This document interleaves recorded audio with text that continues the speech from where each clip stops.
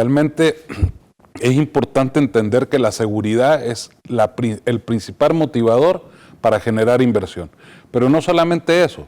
En nuestro país hay un gran número de muchachos que tienen que salir de las escuelas, no entrar a la universidad por el temor a la inseguridad también.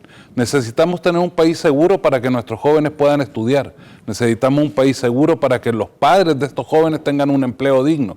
Necesitamos un país seguro para tener desarrollo y crecimiento económico. Un país sin seguridad es un país que está destinado al fracaso total. Y lo ha demostrado la historia en El Salvador. Mientras no hubo seguridad, el país estuvo en una situación muy crítica económicamente, y ahora que vemos que se han reducido el número de homicidios, que hay más tranquilidad para poder circular por las calles, obviamente la economía está creciendo. De ahí que una de las principales apuestas del presidente de la República, Nayib Bukele, fue el Plan Control Territorial, porque inició su gestión y prácticamente fue una de sus prioridades. Claro, por supuesto. El presidente Bukele siempre tuvo muy claro, desde que estaba en la alcaldía de Nuevo Cuscatlán, el tema, lo importante que es la seguridad de nuestra gente. Sin seguridad no hay absolutamente nada. Si nosotros nos vamos a las encuestas de opinión que existían en los años anteriores, el principal problema que mencionaba toda la población era la inseguridad. Y ahora que se está controlando la inseguridad, que ya nos podemos sentir mucho más seguros que antes, no entiendo cómo la gente protesta por eso. O sea, sí, yo creo que una minoría. Por supuesto, es una minoría.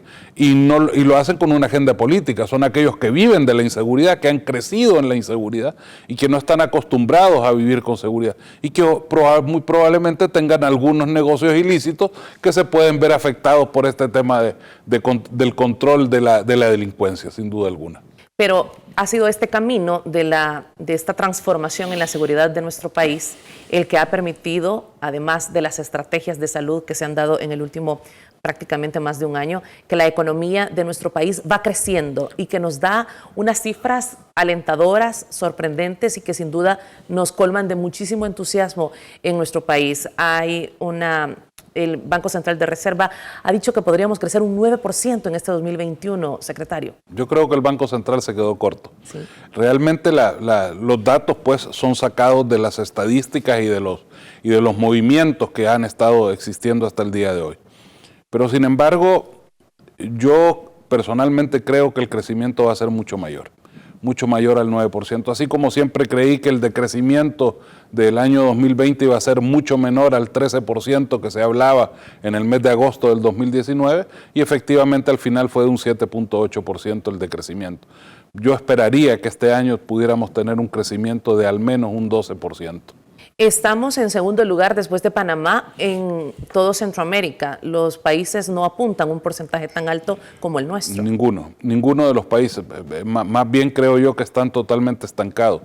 Y eso también tiene que ver con el control de la pandemia. Sin duda alguna, la eficacia que ha tenido el control de la pandemia ha sido un detonante también para esta recuperación económica. Somos el país en la región con mayor número de vacunados. Tenemos más del 37% de nuestra población totalmente vacunada con 2 dosis. Y tenemos prácticamente casi el 100% de la población vacunada al menos con 1 dosis.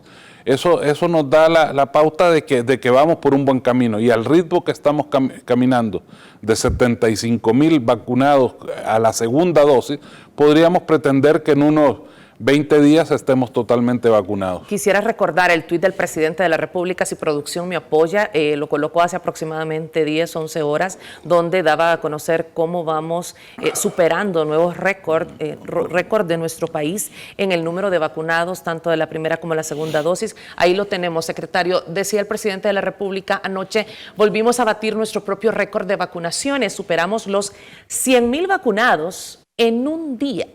Vacunados, 25 de agosto, 102.028 vacunados. Primera dosis, 27.234 y segunda dosis, 74.794, prácticamente 75.000 salvadoreños. Dosis aplicadas este día únicamente en el megacentro de vacunación del Hospital El Salvador. Vamos a leer ahí la cifra, 22.366. Esto es parte de lo que ha impulsado este crecimiento de la economía, como usted lo decía. Sin duda alguna. Mire, mantener los contagios abajo de 300 y 300 llegó a ser un número que nos asustaba. Así es. Mientras Guatemala estaba hablando de 5.000. Mientras Honduras estaba en 1.500, con mucho menos exámenes que los que nosotros hacemos. Definitivamente eso genera la movilidad de las personas.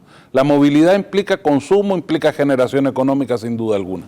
O sea que todo ha apuntado. El presidente Bukele desde el primer día de la pandemia ha tomado este problema de la pandemia, al igual que tomó el problema de la seguridad, como algo prioritario y de acción inmediata. Nuestro país fue el primer país probablemente que empezó a negociar con las farmacéuticas la compra de las vacunas. Tanto que los primeros contratos, si ustedes se recuerdan, nosotros los firmamos allá por el mes de noviembre y no pudimos obtener todas las dosis porque Pfizer exigía una ley especial para librarlos de responsabilidad, la cual se hizo ya con esta asamblea y de ahí para acá ha empezado a fluir. Sin embargo, si nos damos cuenta, no ha sido Pfizer la mayor vacuna que hemos utilizado. Agradecemos a los países amigos como Estados Unidos que nos regalaron 3 millones de dosis de Moderna, a China que nos regaló 150.000 dosis de Sinovac, pero al final de cuentas el resto todo ha sido comprado por el gobierno de El Salvador, mientras Honduras y Guatemala y Costa Rica aún han estado esperando la donación de los pueblos a través del mecanismo COVAX o a través de los Estados Unidos directamente. Pero nosotros siempre caminamos un paso adelante. El presidente Bukele siempre estuvo un paso adelante en esta situación. Y lo mismo pasa con la seguridad. Sin seguridad no hay transporte, no hay movilidad, no puede haber consumo, no hay educación, no hay comercio, no hay industria, no hay nada.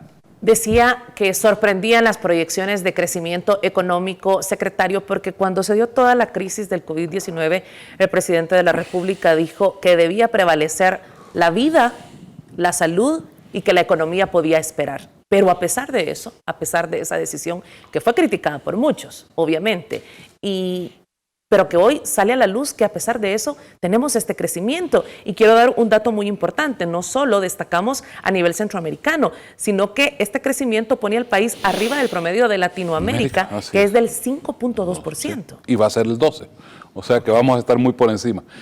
Pero tenemos que entender algo, la salud es primero, pero sin salud no hay economía. Punto. O sea, es algo que no se puede negar. O sea, si todos estamos enfermos en El Salvador, no va a moverse la economía. Entonces, con salud, con seguridad, el crecimiento económico está garantizado totalmente.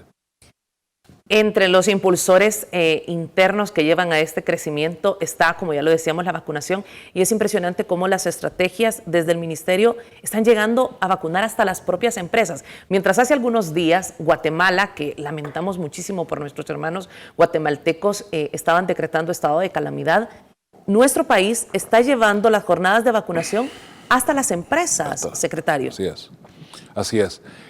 Una vez que ya se logró tener la estabilidad en la vacunación, en los centros de vacunación, se hizo contacto con todas las empresas que tuvieran más de 200 empleados no vacunados para generar campañas de vacunación en las empresas.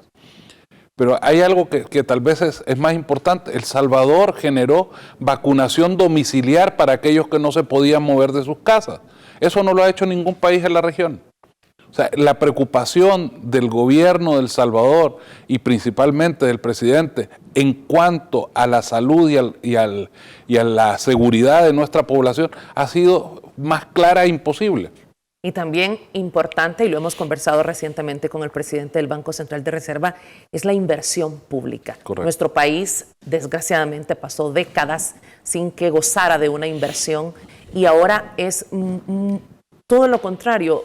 podemos trasladarnos en diferentes carreteras y vemos esta inversión tan importante que realiza el Ministerio de Obras Públicas, así como se ha invertido en hospitales, así como toda la inversión pública que se está realizando, secretario? Bueno, El Salvador históricamente nunca ejecutó más del 45% del presupuesto de inversión. Hoy estamos ejecutando muchísimo más porcentaje de eso y además se ha destinado mucho más cantidad de dinero para la inversión pública en obras estratégicas que van a permitir el desarrollo económico. Y eso es algo que tenemos que tener claro.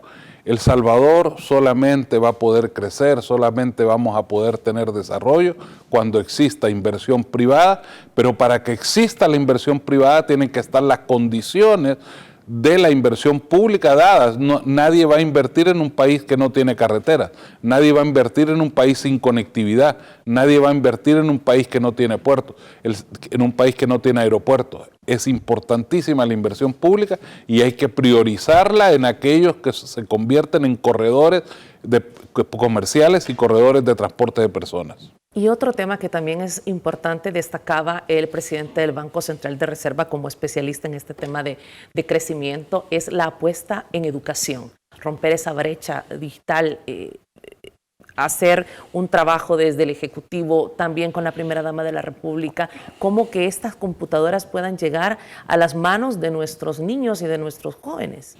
Es importante, sin duda, romper la brecha digital, pero más importante es que los niños puedan ir a las escuelas, Marisol. Aquí hay cerca del 70% de niños que no llegan al 6º grado, que salen de los colegios para ir a trabajar, a ayudarle a sus papás, o sencillamente para no hacer nada porque no los podían mandar al colegio. ¿Por qué no los podían mandar? Porque hay problemas de inseguridad también. La seguridad y la salud son los principales detonantes para que pueda existir educación y crecimiento económico. Y la educación es vital, por supuesto. Algo muy importante ha sido la seguridad, también todo este proceso de vacunación que se ha logrado ayer, más de 100,000 vacunados solo en un día, pero también muy importante el apoyo que se le ha dado a todas las empresas. Y esto a través de la creación de Firempresa, que ha permitido mayor eficiencia en los procesos de comercio exterior, y esto ha sido a través de la Secretaría de Comercio e Inversiones. No dudo de la capacidad de los salvadoreños. Los salvadoreños somos resilientes y logramos salir adelante aún ante pruebas tan difíciles como una pandemia, como un cierre, una cuarentena, un confinamiento. Pero era necesaria una institución como Firempresa para poder dar ese apoyo a las empresas, sobre todo a las micro y pequeñas empresas. Definitivamente se necesitaba tener un mecanismo financiero que permitiera apalancar a las micro, pequeñas y medianas empresas de una forma que pudieran responder ante la crisis que se estaba generando, y no solamente en El Salvador, porque de nada servía poder producir en El Salvador si el mundo entero estaba cerrado a las importaciones. Entonces, nosotros creamos como gobierno el mecanismo del fideicomiso para la recuperación de las empresas, Firempresa, y hemos logrado soportar en mucha medida la situación crítica que estaban pasando los empresarios. En primer lugar, pues se les dio un subsidio para el pago de 2 planillas. En segundo lugar, se benefició a a un número importante de microempresarios informales que no tenían cómo acceder al crédito o no tenían cómo demostrar planillas.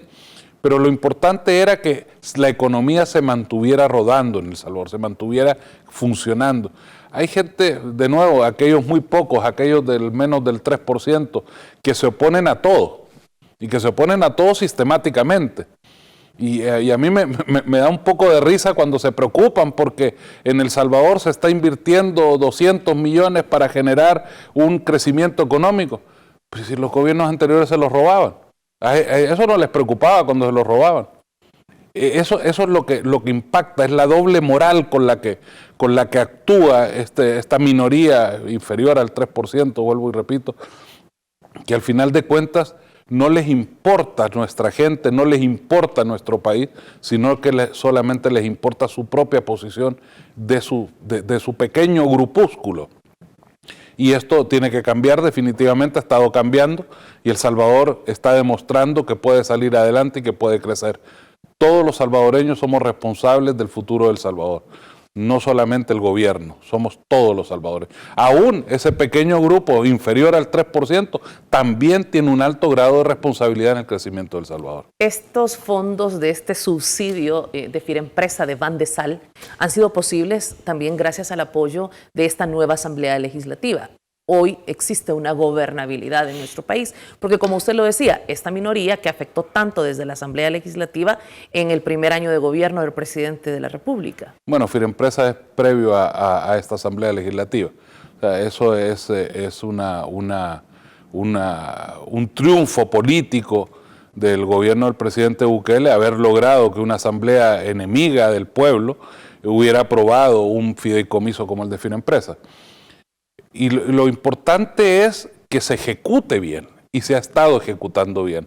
Los empresarios han sido beneficiados y siguen siendo beneficiados y siguen recibiendo el apoyo para poder hacer crecer sus empresas. Y estas empresas están cada vez exportando más. El crecimiento económico que refleja este 9% tan importante se debe a las exportaciones. Esta es una de las lecturas. Según datos del Banco Central de Reserva, las exportaciones de julio registraron un récord histórico con ventas por 593.5 millones, desplazando las cifras registradas en marzo con 574.2 millones en exportaciones de productos salvadoreños. Esto impresiona realmente, secretario, en medio de una pandemia. Impresiona, Marisol. Enorgullece. Enorgullece y da rabia. Da cólera ver cómo El Salvador perdió tantos años en que pudieron hacerse las cosas de una manera correcta. El Salvador no debería estar en la situación en la que estamos. Esa es la mayor tristeza que le da a uno, ver cómo nuestro país ha perdido 40 años. Y yo me acuerdo cuando allá por los años 90 se hablaba de la década perdida del 80 al 90.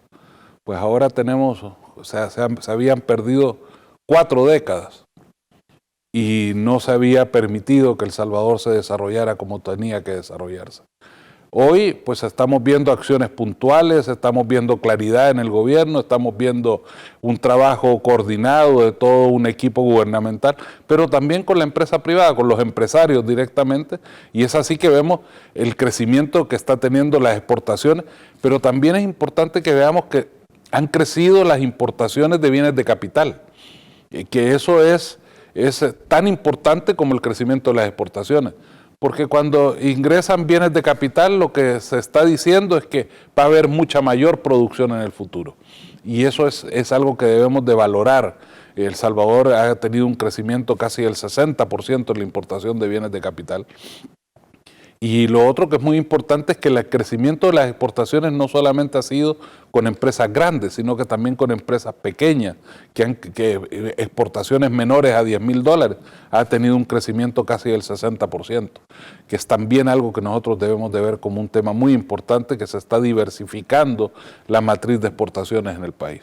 Y hablar de este apoyo que a través de los diputados de la nueva Asamblea Legislativa han aprobado fondos para el fideicomiso de Firempresa y que esto ha permitido que más empresas estén creciendo o estas personas que tenían el deseo de convertirse en empresarios por fin lo están haciendo realidad. El Ministerio de Hacienda detalla que julio ha sido el mes con más inscripciones de empresas, un total de 4.935 inscripciones que representa un incremento del 62% respecto a 2020 y un 38% en comparación al mismo mes del año 2019. Es decir, los salvadoreños tienen confianza también en el clima político de nuestro país, en todo este apoyo, este aparataje que se está brindando. Tienen confianza en cómo se están haciendo las cosas.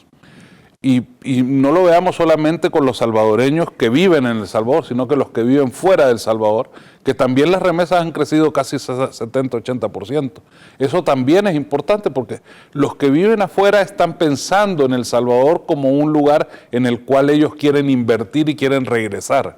sea, ya no es un país al que no quieren volver y que están ayudando a sus familiares para que subsistan, sino que están ayudando para poder generar inversión y poder regresar algún día al país. Y eso es algo que lo debemos de valorar también. El crecimiento de empresas tiene que ver, obviamente, con un país que está mucho más estable que el resto de la región, un país que está mucho más seguro que el resto de la región, un país en el que se está notando que las cosas se están haciendo bien. Y lo triste es que ese menos del 3% no se dan cuenta, mientras todo el mundo se da cuenta de lo que está sucediendo en el país. Y el país es un faro en este momento de lo que deberían de haber hecho todos los demás países de Latinoamérica y de muchos países del mundo. Mientras Europa está enfrentándose a una quinta ola de casos de COVID, El Salvador está manteniéndose y nuevamente después de una semana, 2 semanas en que crecieron los casos de 150 a 300, nuevamente están decreciendo y estamos abajo de 270 casos. El Salvador sin duda alguna tiene futuro, tiene esperanza, y El Salvador está siendo ejemplo para muchas naciones del mundo. Y vamos más allá. El pasado 17 de agosto la Asamblea aprobó el primer asocio público en la historia de nuestro país. Aprobó la concesión para el primer asocio público-privado en la historia de nuestro país.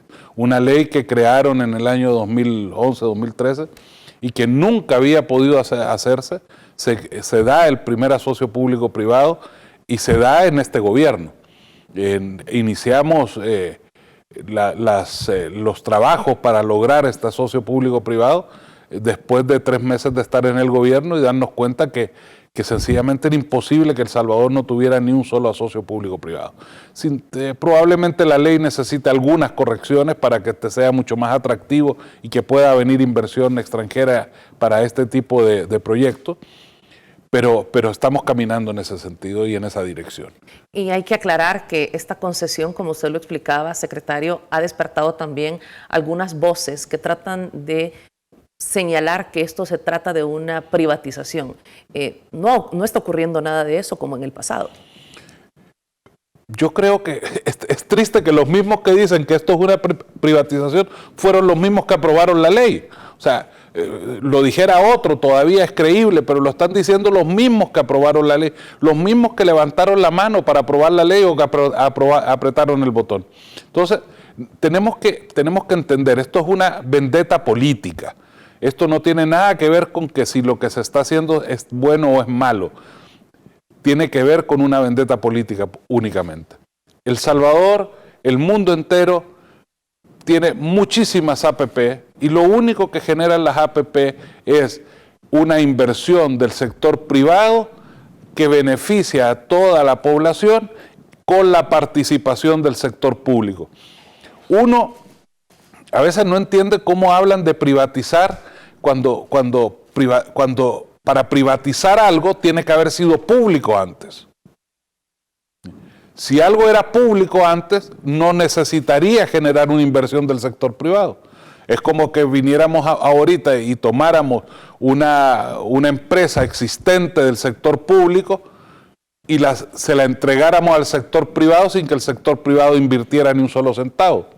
O como que si el sector público se quedara sin ninguna participación en esa empresa, como sucedió con Antel, como sucedió con las distribuidoras eléctricas, como sucedió con los ingenios azucareros, como sucedió con muchísimas empresas en tiempo que eran del Estado, activos productivos del Estado, que se privatizaron entre los años 90 y 97, que al final de cuentas lo único que hicieron fue quitarle ingresos al Estado y entregárselo a los privados, porque la misma banca, al final de cuentas el Estado pues no recibió nada a cambio. ¿En gobiernos del Partido Arena? En gobiernos de Arena, por supuesto. También diputados aprobaron reformas a la ley de CEL. Esto sin duda también traerá, lo conversábamos ayer con algunos diputados, generarán una reducción en la tarifa eléctrica y muchísimos beneficios más, secretario. Lo que generará en principio es un ordenamiento del sector eléctrico. Esto nos va a permitir tener un mejor control y poder tener unos precios más estables. Pero no debemos olvidar que los precios de la energía en El Salvador dependen sustancialmente de los precios internacionales de los hidrocarburos. porque muchísima de la generación que tenemos en el país es generación térmica a base de derivados del petróleo, como el búnker. Entonces, no necesariamente va a venir a bajar los precios, lo que va a hacer es estabilizar los precios y va a ordenar que no hayan abusos de ninguno de los actores en el negocio de la energía eléctrica. Y negocio es algo que está hasta bíblicamente. El Señor Jesucristo dijo, en los negocios de mi Padre me es necesario estar. Entonces tenemos que entender que no es malo tener negocios, no es malo que las empresas ganen.